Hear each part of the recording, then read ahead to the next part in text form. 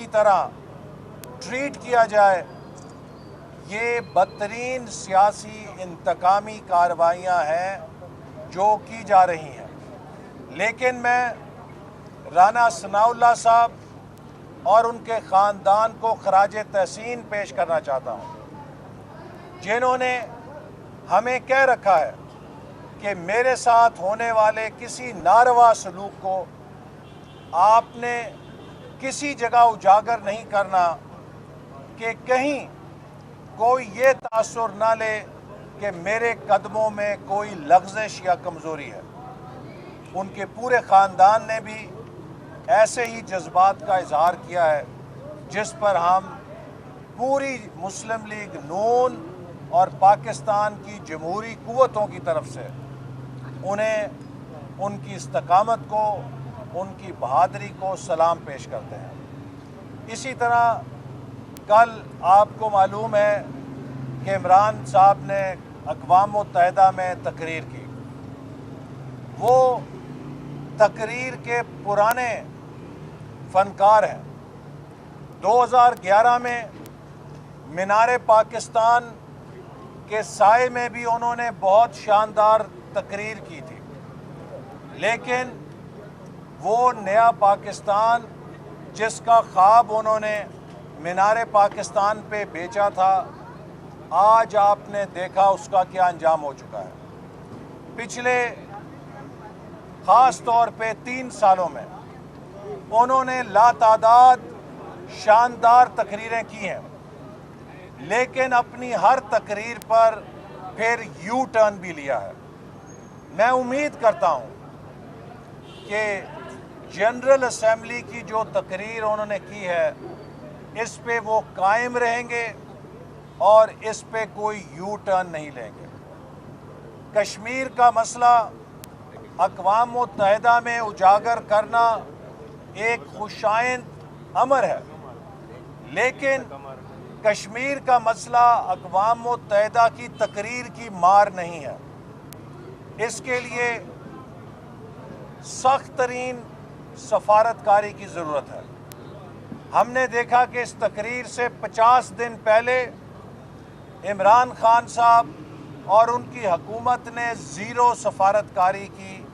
عمران خان نے کسی ایک ملک کا دورہ نہیں کیا۔ وزیر خارجہ نے ماں سوائے چین کے کسی ایک ملک کا دورہ نہیں کیا۔ عمران خان کی 50 رکنی کابینہ نے ان میں سے کسی وزیر نے کشمیر کے حوالے سے کسی ملک کا دورہ نہیں کیا۔ اسی طرح اقوام متحدہ کے انسانی حقوق کے کمیشن میں جہاں ہمیں 58 ممالک کی حمایت کا خواب دکھایا گیا تھا، اور بعد میں پتہ چلا کہ وہاں صرف 47 ممبر ہیں، جن میں سے صرف ہمیں 16 ممبر چاہیے تھے کہ ہم کشمیر کی قرارداد پیش کر سکتے ہیں۔ حکومت 58 لوگوں کی ٹویٹیں کر کے قوم کو دکھاتی رہی، لیکن آخری روز پتہ چلا کہ وہ 16 ممبروں کے دستخط قرارداد میں لینے میں کامیاب نہیں ہو سکے۔ یہ پاکستان کی کشمیر کے حوالے سے موجودہ حکومت کی بدترین ناکامی تھی۔ اس کے لیے ہمیں جواب چاہیے۔ اس تقریر کو اپنی ناکامیوں کا چھپنے کا ڈھال وہ نہیں بنا سکیں گے۔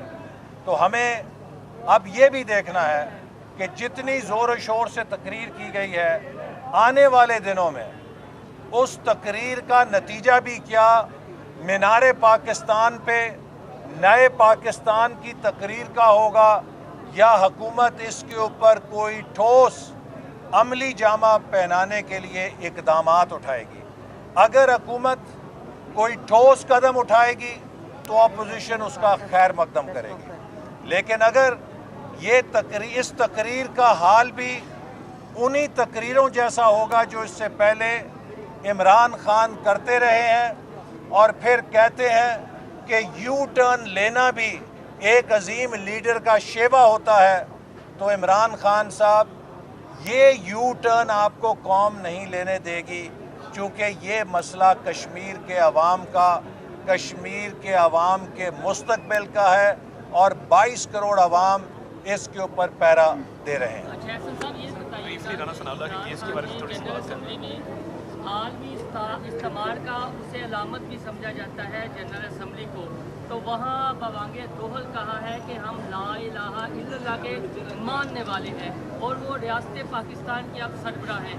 اگر ریاست پاکستان کا سربراہ کہتا ہے ہم لا الہ الا اللہ کے ماننے والے ہیں، جہاد کا اعلان کرتا ہے، اور مسلم لیگ نون کیا اس میں حصہ لے گی؟ دیکھیے، جیسے میں نے کہا کہ کشمیر کے مسئلے کو حل کرنے کے لیے اگر حکومت قومی اتفاق رائے سے کوئی بھی قدم اٹھاتی ہے تو کشمیر کے عوام کے لیے اپوزیشن حکومت سے 2 قدم آگے ہوگی۔ لہٰذا اس پہ کسی کو کوئی شبہ نہیں ہونا چاہیے کہ کشمیر کے ساتھ پاکستان کی یا اپوزیشن کی کمٹمنٹ وہ حکومت کے رویے سے بالاتر ہے۔ ہماری اپنی کمٹمنٹ ہے کشمیر کے ساتھ، تو ہم کبھی کشمیر کے مسئلے کا نقصان نہیں ہونے دیں گے، اور اگر حکومت بھی پیچھے ہٹے گی تو اس کو ہٹنے نہیں دیں گے۔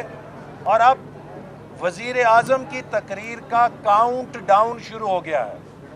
انہوں نے کہا تھا کہ بھارت کے وزیر اعظم مودی 1 قدم اٹھائیں گے تو ہم 2 قدم اٹھائیں گے۔ تو بھارت کے وزیر اعظم نے تو کشمیر کی حیثیت کو تبدیل کر کے اپنا قدم اٹھا دیا ہے۔ اب قوم عمران صاحب کے 2 قدم اٹھنے کا انتظار کرے گی۔